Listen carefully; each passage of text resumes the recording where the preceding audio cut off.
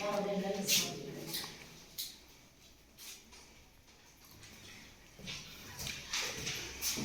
हम लोग जानेंगे जल संसाधन के बारे में। सबसे पहले एक लिखा गया सबसे पहले लिखा गया जल और संसाधन। तो सबसे पहले जानेंगे संसाधन क्या होता है। तो कोई बताएगा संसाधन क्या होता है? क्या होता है संसाधन?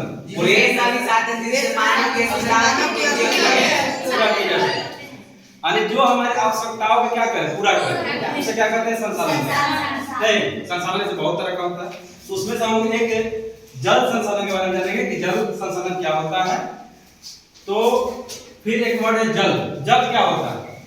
तो जल एक तरल पदार्थ होता है जो हमारे जीवन के लिए क्या होता है? अति आवश्यक होता है, जरूरत होता है। यदि जल नहीं रहेगा तो जीवन संभव नहीं है। इसलिए जल हमारे लिए बहुत क्या है? आवश्यक है। अब जल में कौन कौन यौगिक पदार्थ क्या क्या मिला रहता है उसके बारे में हम लोग विस्तार से जानेंगे। तो जल एक अकार्बनिक यौगिक है। कैसा यौगिक है? अकार्बनिक। अकार्बनिक यौगिक मतलब उसमें कार्बन नहीं रहता। कार्बन नहीं रहता है। तो अकार्बनिक मतलब जल का सूत्र क्या होता है? H2O मतलब हाइड्रोजन और ऑक्सीजन। इसमें कार्बन है नहीं। ये क्या हो गया? अकार्बनिक। उसके बाद जल का जो संरचना होता है कैसा होता है? कोणीय संरचना होता है, यानी लगभग 104 डिग्री पर। कितना? 104। उसके बाद जो जल होता है उसका कोई रंग नहीं होता। जल का कोई रंग नहीं होता है, वो रंगहीन होता है। जिस रंग में जाएगा उसी रंग का हो जाता है। पीला बाल्टी में डालिएगा पीला हो जाएगा, लाल बाल्टी में लाल दिखेगा, ब्लू में ब्लू दिखेगा, हथेली पे लीजिएगा लगेगा हाथ का रंग का होता है ना। यानी जल का कोई रंग नहीं होता है। उसके बाद इसका कोई गंध नहीं होता। आप जल में कैसे सूंघिएगा कोई गंध नहीं नजर आएगा। आता है क्या? नहीं, कोई गंध नहीं होता है जल का। उसके बाद जल का कोई स्वाद नहीं होता है। आप जल पीते हैं तो कैसा लगता है? मीठा कि कड़वा कैसा लगता है? कोई स्वाद नहीं मिलता है, स्वादहीन होता है। बस इतना ही पता चलता है कि जल ठंडा है कि गर्म है। ये होता है मीठा स्वाद है, ये ना तीन चीज होता है। उसके बाद जल का जो घनत्व होता है डेंसिटी, वो 4 डिग्री सेल्सियस में क्या होता है? मैक्सिमम होता है, मतलब अधिकतम होता है। कोई पूछेगा कि जल का अधिकतम घनत्व कितना डिग्री होता है? 4 होता है। ठीक है। उसके बाद जल के जो प्रकार है, जल 4 प्रकार के होते हैं। कितने प्रकार के? 4। पहला जल है आसुत जल। कैसा जल है? आसुत जल। आसुत जल का मतलब होता है इसमें केवल आपका मॉलिक्यूल्स रहेगा H2O। क्या मतलब रहेगा? H2O। इसके अलावा इसमें कुछ नहीं रहेगा। इसके अलावा इसमें कुछ नहीं रहेगा, केवल H2O रहेगा। इस जल ये जल मेरे हम लोग के पीने लायक नहीं होता है। इसको पी सकते हैं केवल प्यास बुझेगा और शरीर के लिए कोई फायदेमंद नहीं होगा। तो इसमें क्या क्या रहता है? H2O। क्या रहता है? H2O। उसके बाद एक जल होता है मृदु जल। क्या होता है? मृदु जल। मृदु जल एक इसको सॉफ्ट ड्रिंक बोलते हैं, सॉफ्ट वाटर भी कहते हैं। क्या कहते हैं? Soft water. ये हम लोग जल को क्या करते हैं? पीते हैं। इसी जल को हम लोग पीते हैं। ठीक है। इसमें मृदु जल में क्या उपलब्ध रहता है? तो मृदु जल में आपका कहां गया? मृदु जल में आपका हाइड्रोजन के अलावा सोडियम, कैल्शियम, कॉपर और मैग्नीशियम का रहता है, उपलब्ध रहता है। ये हमारे शरीर के लिए क्या होता है? अति आवश्यक चीज है। ठीक है। तो मृदु जल में क्या करता है? हाइड्रोजन, ऑक्सीजन और सोडियम, कैल्शियम, कॉपर और ये सारे चीज इसमें क्या रहते हैं? उपलब्ध रहते हैं। इसी जल का हम क्या करते हैं? सेवन करते हैं। ठीक है।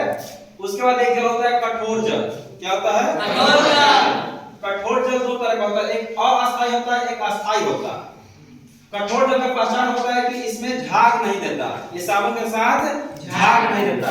देखते हैं कभी कभी स्नान करते हैं तो साबुन गजाबे नहीं करता है। अब कपड़ा उपड़ा पर सरफ मलते तो झाग नहीं देता है, पूरा मलेगा तो नीला कलर का हो जाता है। इसका मतलब जल कैसा है? कठोर जल। कैसा जल है? कठोर जल। कठोर जल 2 तरह का होता है, एक अस्थायी और एक अस्थायी। अब जल का प्रकार में पहला जल है आपका आसुत जल। आसुत जल जो होता है वो जल का शुद्धतम रूप होता है। क्या होता है? शुद्धतम रूप। यानी उसमें H2O के अलावा कुछ और नहीं मिला रहेगा। H2O के अलावा और पदार्थ नहीं मिला रहेगा। उसमें जो पार्टिकल्स होते हैं 0 पार्टिकल्स पर मिलियन होता है। 0 पार्टिकल्स पर मिलीग्राम, 0 पार्टिकल्स पर मिलीग्राम, ठीक है। इसमें कोई भी अन्य पार्टिकल उपलब्ध नहीं होता। उसके बाद आसुत जल हम लोग कैसे तैयार करते हैं? तो हम लोग आसवन विधि से तैयार करते हैं। किस विधि से? आसवन विधि। आसवन विधि बताएंगे कैसे होता है आसवन विधि। इसका उपयोग जो होता है, इसका उपयोग हम लोग बैटरी में करते हैं। जो बैटरी में पानी डाला जाता है ना, तो कैसा जल होता है? आसुत जल होता है। कैसा जल होता है? आसुत जल। इसका हम लोग उपयोग करते हैं घाव धोने में। जैसे आप लोग बैटरी के पानी का शरीर पर गिर जाता है, बैटरी का पानी देखते हैं तब डरा जाता है कि उसमें तेजाब होगा। जो बैटरी में पानी अलग से डाला जाता है वो तेजाब नहीं आता, वो क्या रहता है? शुद्ध जल रहता है। क्या जल रहता है? उसको आप पी सकते हैं, कोई दिक्कत नहीं है। लेकिन बैटरी के अंदर जो रहता है वो एसिड रहता है। ऊपर से जो डालते हैं पानी वो क्या रहता है? शुद्ध जल रहता है। लेकिन बैटरी के अंदर क्या रहता है? एसिड रहता है। अब बैटरी के अंदर वाला पानी शरीर पर गिरेगा तो वो नुकसान करेगा। लेकिन बाहर से जो डिब्बा आता है ना पानी डालने के लिए, उसको आप पी सकते हो, शुद्ध जल होता है, उसमें कोई अलग से कोई चीज नहीं मिला रहता। उसके बाद इसका उपयोग घाव धोने में किया जाता है। आप कभी कभी डॉक्टर के पास जाते होंगे तो डॉक्टर आपको इंजेक्शन देता है। इंजेक्शन देता है ना, तो इंजेक्शन देने के बाद कोई शीशी आता है जिसमें पाउडर आता है और एक पानी का छोटा शीशी लेता है, उससे पानी एक सीरीज खींचता है और फेंक देता है। तो कोई सोचता है कि दवा फेंक दिया तो फिर लगाएगा क्या? वो दवा नहीं लिया, क्या लिया? सीरीज पानी लिया है। कैसा पानी? शुद्ध जल, ठीक है। शुद्ध जल क्या करेगा? उसमें मिला देगा, उसे हिलाता है, फिर सीरीज में खींच के आपको लगा देता है। होता है ना? तो उसका उपयोग हम इंजेक्शन देने में भी किया जाता है, ठीक है।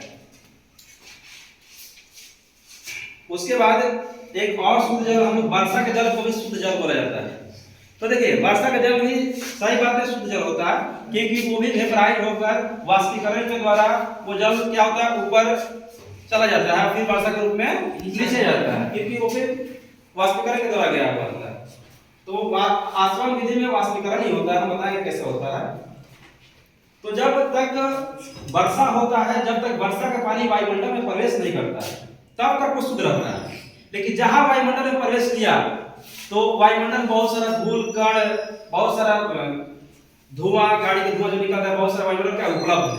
तो जैसे जैसे वर्षा का पानी आता है उसमें क्या होता है? गंदगी मिलते जाता है। तो वर्षा का पानी शुद्ध ना होकर क्या हो जाता है? अशुद्ध हो जाता है। उसमें कितना पार्टिकल्स रहता है? 250 पर प्रति ग्राम पार्टिकल्स मिल जाता है। कितना? 250, ठीक है।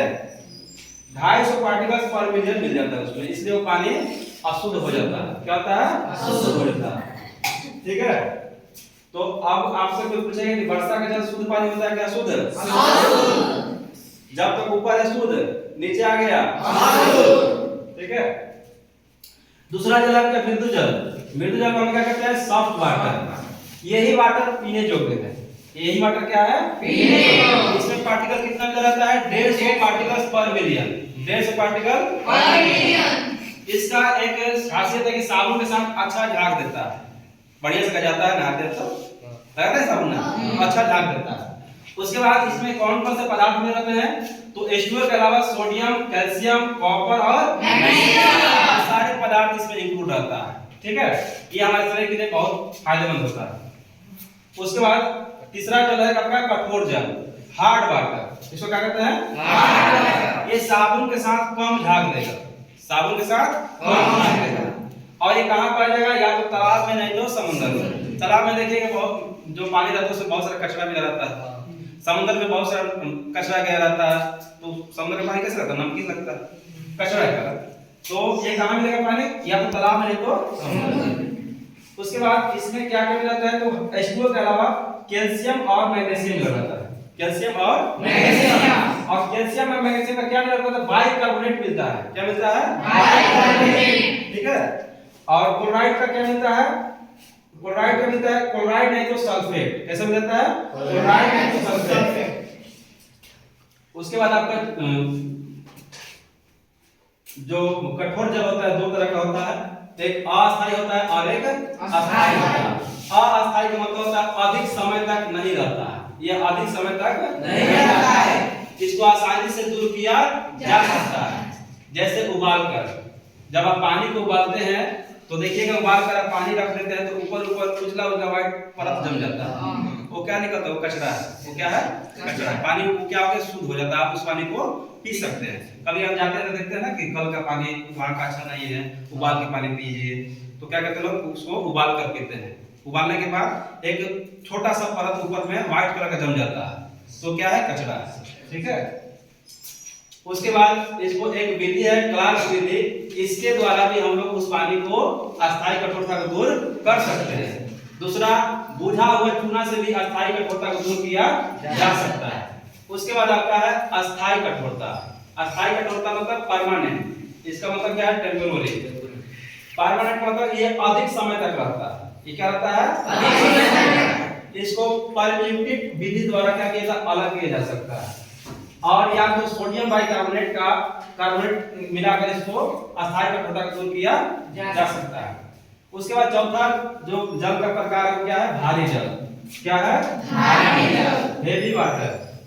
इसका अनुभाग क्या होता है, 20 होता है। इसका अनुभाग क्या होता है, 20। बाकी जल का अनुभाग 20 से क्या होता है, थोड़ा कम होता है। 20 से थोड़ा क्या होता है, कम। इसका जो सूत्र होता है DTO होता है, क्या होता है, DTO, ड्यूटेरियम ऑक्साइड कहते हैं। क्या कहते हैं, ड्यूटेरियम ऑक्साइड। इसका उपयोग हम लोग परमाणु संयंत्र में करते हैं, मंदक के रूप में। इसका मतलब समझ रहे, मंदक का मतलब, तो परमाणु संयंत्र में मंदक का मतलब होता है कि उसको धीरे गति से ले जाया जाए, ठीक है। उसका स्पीड क्या किया जाए, कम कर, स्पीड कम करने में भारी जल का उपयोग किया जाता है। उसके बाद इसका जो क्वथनांक होता है, क्वथनांक का मतलब उबलना, तो ये 101 डिग्री सेल्सियस पर क्या करता है, उबलना शुरू होता है। कितना डिग्री पे, 100 डिग्री पे। और नॉर्मल जो जल होता है वो कितना पे, 100 डिग्री। नॉर्मल जल कितना पे, 100 डिग्री पे उबलना शुरू हो जाता है। उसके बाद इसका जो खोज हुआ था यूले नामक विद्वान ने किया था। किसने किया था, थोड़ा देर में क्लास में। अब यूले नामक विद्वान जो थे वो क्या किए कि जल के 6000 अणु में से एक अणु क्या होता है, भारी जल का होता है। जो जल का अणु होता है उसमें 6000 अणु में से एक अणु जो होता है किसका होता है, भारी जल का।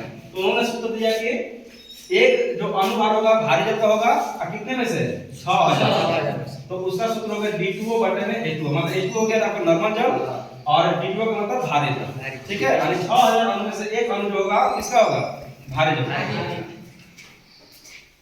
इसका जो निर्माण अभी हो रहा है वो कहां पे होता है, तालचर में। तालचर कहां है, उड़ीसा में, ठीक है। इसका निर्माण प्रभाजित आसवन विधि द्वारा या विद्युत अपघटन विधि द्वारा किया जाता है। अब कैसे करते हैं तो उसको हम समझ लेते हैं। पहला हम लोग आसुत जल को देखते हैं कि आसुत जल का निर्माण हम लोग कैसे करेंगे। जैसे मान लीजिए यहाँ पे हम लोग आग लगा दिए, क्या लगा दिए, आग, और यहाँ पे एक हम लोग बर्तन रख दिए और बर्तन का जो नली है उसको थोड़ा लंबा कर दिए, ठीक है, लंबा कर दिए, और यहाँ से हम लोग आग लगा दिए और इसमें हम लोग पानी भर दिए और पानी में हम लोग नमक वगैरह ये सब मिला दिए। अब क्या करना है, हमको केवल पानी को क्या करना है, अलग करना है। पानी क्या करना है, अलग करना है। तो क्या करेंगे कि यहाँ से हम लोग आग लगा देंगे और जैसे ही 100 डिग्री होगा तो पानी क्या करेगा, उबलना शुरू लगेगा। पानी क्या होगा, उबलना। अब पानी जब उबलेगा तो वाष्पीकरण के द्वारा ये वाष्पीकृत होने लगेगा और वेपराइज होगा, कहाँ चले जाएगा, तो उबालने से कोई फायदा है, केवल नमक बच जाएगा। लेकिन हमको क्या बचाना है, पानी, वो भी शुद्ध पानी, उसमें नमक हटा देना है। तो क्या करेंगे कि यहाँ से आग लगाकर ये पानी जब खोलने लगेगा, वेपराइज होगा तो यहाँ पे एक बोरा लपेटेंगे। क्या लपेटेंगे, बोरा। अब बोरा लपेट कर इस पर क्या करेंगे, पानी मार देंगे। क्या मार देंगे, पानी। जैसे ही पानी मारेंगे तो यहाँ से वाष्पीकृत होकर इधर क्या आएगा, वाष्प आएगा ना, वाष्प आगे यहाँ पे आके ये पानी जब मारते यहाँ क्या हो जाएगा, ठंडा, और ठंडा होकर क्या बन जाएगा, पानी। और यहाँ पे छोटा सा ऐसे बर्तन लगा देंगे, ये बर्तन में पानी क्या हो जाएगा, टपक जाएगा, ये शुद्ध जल हो गया। ये नमक नहीं उड़ेगा क्योंकि यहाँ पर टेम्परेचर कितना रखना है, 100 डिग्री, उससे ज्यादा नहीं करना है। ज्यादा करेगा तो नमक उड़ने लगेगा, ठीक है। कितना रखना है, 100 डिग्री, क्योंकि 100 डिग्री पानी उबलने लगता है, नमक नहीं उड़ेगा, पानी केवल उड़ेगा, नमक नहीं उड़ेगा। तो इस विधि को हम कहते हैं आसवन विधि। क्या कहते हैं, आसवन विधि। अब आप ये जो प्रभावी आसवन विधि है इसमें हम लोग भारी जल को अलग कैसे करते हैं, भारी जल का निर्माण कैसे होता है, जल में से भारी जल को कैसे निकालते हैं, तो उसका यही टेक्निक है।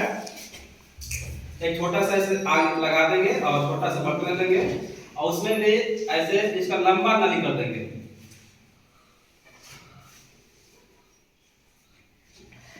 और यहाँ पर आग लगा देंगे नॉर्मल पानी में, और इसका जो टेम्परेचर होगा कितना करेंगे 100 डिग्री। कितना करेंगे 100 डिग्री को केवल जल उबलेगा, नॉर्मल मृदु जल वो उबलेगा, भारी जल उबलेगा नहीं। भारी जल का तापमान कितना है 101।